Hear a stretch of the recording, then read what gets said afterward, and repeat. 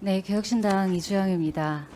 후보님 얼굴 뵈니까 코로나 3년 동안 행정에서 얼마나 어려우셨을지, 또 저는 그 시기에 현장에 있었기 때문에 그때 아무도 가보지 않은 길 아니었습니까? 그리고 누구도 해본 적 없는 선택들을 네. 계속 내리셨어야 될 것 같아서 그 무거운 경험 자체로도 저는 보건복지부 장관을 하시기에 참 우리가 기대하는 소양을 충분히 갖추셨을 것이라고 기대한다, 이렇게 말씀을 드리고 싶습니다. 정말 수고 많으셨고요. 감사합니다. 다만 저도 그 후보님의 진정성을 충분히 신뢰하고 또 선서를 하셨기 때문에 말씀하시는 모든 부분을 기본적으로는 다 믿고 있습니다만, 저희 의원실에서 자료 요구를 한 자료도 아직 제출되지 않은 부분이 있습니다. 오전에 배우자분께서 연락이 아직 닿지 않는다고 하셔서 아마 미비한 것 같은데, 청문회가 끝나기 전까지 그 자료 제출은 완료가 되면 저희가 충분히 검토를 하고 문제 없는 부분에 대해서는 추가적으로는 언급하지 않도록 하겠습니다. 이제 임명이 이제 혹시 되시면 이제 이재명 정부의 첫 보건복지부 장관이 되실 겁니다. 그러면 이재명 정부가 지향하는 보건의료 그리고 복지란 무엇이다, 이렇게 생각하십니까? 기본적으로 국민들이 기본적인 그런 삶을 유지할 수 있는 그런 기본 사회를 지향하는 것이라고 생각을 하고요. 복지부는 국민들의 복지, 특히 이제 사회 안전망을 강화하는 거와 또 건강에서 그런 차별 없이 격차 없이 건강에서의 기본적인 삶을 유지하는 것 두 가지가 저희 조직의 미션이라고 생각을 합니다.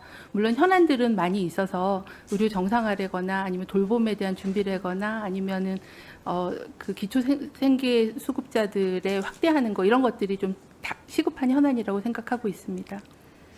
그 기본 사회라는 이야기가 많이 나옵니다. 그런데 그 실행 방안이나 혹은 국가가 이제 국민의 삶에 개입하는 부분에 있어서 여러 다른 견해들이 있을 수 있다고 생각합니다.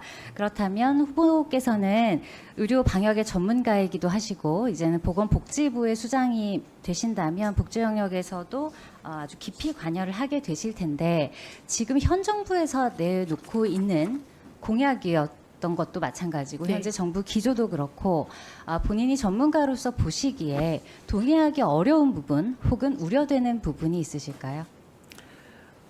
대부분의 공약은 국민들도 필요하다고 생각하시는 공약일 텐데, 예를 들어서 한두 가지 정도 말씀해 주시면 도움이 될 것 같습니다. 문제는 대부분이 재정이 많이 들어가기 때문에 지속 가능성에 대한 부분들이 있고 우선순위를 어떻게 할 거냐에 대한 문제지, 공약 자체에서의 어떤 문제나 이런 거는 지금 말씀드리기는 좀 어려울 것 같습니다. 공약은 다 좋은 이야기를 할 수밖에 없다는 것을 저도 이해는 합니다만, 그 자료 한번 보여주시겠어요? 문제는 지금 재정에 대한 말씀을 후보님께서도 하셨듯이 우리가 우선순위를 정해야 한다. 그리고 그 규모와 범위에 대해서 국가가 국민 앞에 좀 투명할 필요가 있다, 저는 이렇게 생각을 합니다. 첫 번째 자료를 보시면 지금 건강보험 장기 추계의 경우에 중장기 지속 가능성에 대해서 건보공단, 기재부, 국회 예정처 할 것 없이 모두 부정적으로 전망을 합니다. 그래서 재정수지 적자 전환이 올해부터 바로 시작이 되지요. 그런데 이 간병비 관련해서 지금 현 정부에서는 굉장히 중점을 두고 진행 중이신 걸로 알고 있는데, 앞서 임상 말씀에서도 요양병원 간병비에 건강보험을 단계적으로 적용해서 그간 가정의 역할로 인식되어 온 간병에 대한 공적 책임을 강화하겠다고 말씀을 하셨고요. 그런데 이틀 전에 인터뷰하신 내용을 보니 이 지출을 그러면 어떻게 조달을 할 것이냐. 지금 나오는 추계로는 적어도 연간 2조 이상, 맥시멈으로는 연간 15조까지도 이야기가 나오는 상황에서 요양병원의 사회적 입원을 완화해서 불필요한 지출을 최소화하는 방안을 마련하겠다, 또 이렇게 답변을 하신 부분이 있었습니다. 그렇다면 이것은 앞의 말과 뒤의 말이 공적 책임을 강화하기 위해 재정을 줄이려면 결국은 요양병원에 들어가는 지출 전체에 요양병원 접근성을 낮추는 방법밖에는 없다는 식으로 해석이 될 수도 있고, 그렇다면 그것은 결국은 가정이나 지역사회에 부담이 될 텐데, 그렇다면 과연 이것이 간병비를 국가가 지금처럼 지원하겠다는 취지가 올바른 방향으로 일관성 있게 갈 수 있겠는가 하는 의문이 듭니다. 어떻게 생각하십니까? 네, 의원님 그 지적에 공감하고요. 우려할 수 있는 그런 부분이어서 그 부분에 대해서도 복지부가 검토하고 있습니다. 말씀드린 대로 요양병원에서는 의료의 피로도가 높은 환자 중심으로 또 그런 치료를 할 수 있는 요양병원 중심으로 간병비를 급여를 시작을 해서 단계적으로 확대하겠다라는 그런 개념이어서 모든 요양병원에 적용하겠다는 것은 아니다라는 말씀드리고 의료적 피로도와 그 치료할 수 있는 역량부터 하고 구조조정을 좀 하겠다라는 그런 얘기로. 다음 자료 보시면 그 전자료 주세요. 증가 감소 있는 거 보시면 지금 현 정부가 건강보험 관련 주요 공약을 보면 절감할 수 있는 거에 대해서 4가지 정도 서면으로 답변을 주셨습니다. 그래서 여기 보면 과다이용자 본인 부담 차등제 확대. 그런데 이거 전 정부에서도 했던 거 알고 계시죠? 그런데 네. 재정 절감 효과가 미미했고 불법 개설 기관이나 부적정 청구도 사실 전체 예산에 비하면 굉장히 적은 수준이고 국고 지원은 지금 수년간 안 되고 있기 때문에 제가 지난번 예결위에서도 한번 여기에 대해서 지적을 한 적이 있습니다. 그런데 앞서 말씀드렸던 이 간병비 정도의 규모를 충당하기 위해서 사실 이 정도의 대책은 사실은 비율이 맞지 않는다 이렇게 생각이 되고 또 추가적으로 말씀하신 것 중에 좀 걱정이 되는 것이 주기적 약가제 평가 등을 통한 약가 관리 합리화하겠다 이렇게 말씀하신 부분이 있는데 맞습니까? 네. 네, 그 다음 보실까요? 다음 주세요. 그런데 지금 우리나라에서 문제가 되고 있는 것이 의약품 품절 심각한 건 알고 계시죠? 네. 저희 의원실에서 지난주에 희귀약품 관련한 토론회를 했는데 거기 댓글이 이렇게 달렸습니다. 벤톨린도 없는 마당에 무슨 희귀약품이냐. 현장의 자조적인 이런 이야기가 아주 직접적으로 반영됐다고 생각을 하는데 다음 보시면 계속 이렇게 생산 수입 공급이 다 중단이 되고 있어요. 쭉 넘어갈게요. 넘어가 주세요. 다음. 그런데 지금 문제는 이겁니다. 앞으로 우리나라를 더 이상 무임승차 국가로서 함께 협상하는 데 있어서 더 이상 편의를 받지 않겠다는 얘기가 나옵니다.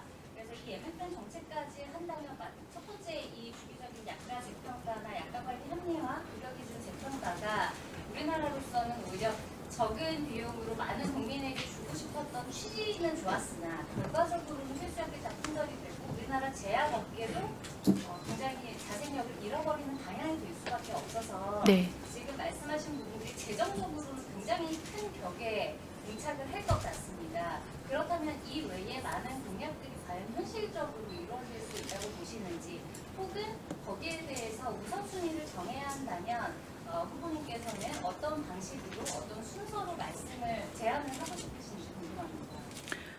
네, 의원님 지적하신 부분에 대한 우려에 공감합니다. 초고령화가 되면서 노인 의료비가 급증할 거기 때문에 건강보험 재정의 어려움이 점점 심해질 거라고 생각을 합니다. 그래서 수입도 늘려야 되고 지출도 효율화해야 되는 2가지 노력을 다 해야 된다고 생각합니다. 국고 투입에 대해서는 이제 국정이나 재정에서 검토를 하고 있는 걸로 알고 있고요. 말씀 주신 약가제도에 대한 부분들은 이제 제네릭이나 이런 부분들에 대해서 좀 더 관리할 부분이 있다라고 생각을 하고요. 그리고 그 수급 불안 의약품에 대해서는 공약에도 수급 불안한 의약품을 모니터링하고 공급하는 조금 공적 공급하는 그런 체계를 포함해서 식약처를 포함해서 이제 이런 공약들이 들어가 있어서 그 문제에 대한 거는 인식을 하고 있고요. 현 시점에서 해결할 수 있는 방법에 대해서는 좀 더 찾아보도록 하겠습니다. 제가 그 대안까지 오늘 말씀드리기는 좀 어려울 것 같습니다. 대안이 당연히 아직 없을 수 있는데 제가 기대하는 바는 뭔가 정부 정책이 현재 보기에는 좋지만 장기적으로 네. 좋지 않을 수 있는 방향성으로 나올 때 보건복지부의 수장으로서 거기에 대해서 과감한 브레이크를 걸어주실 수 있는 결단이 필요하다. 네. 말씀드리고 싶었습니다. 네. 국민의 입장에서 옳은 판단을 하도록 최선을 다하겠습니다. 예, 마치셨죠? 이수진 간사님 갑자기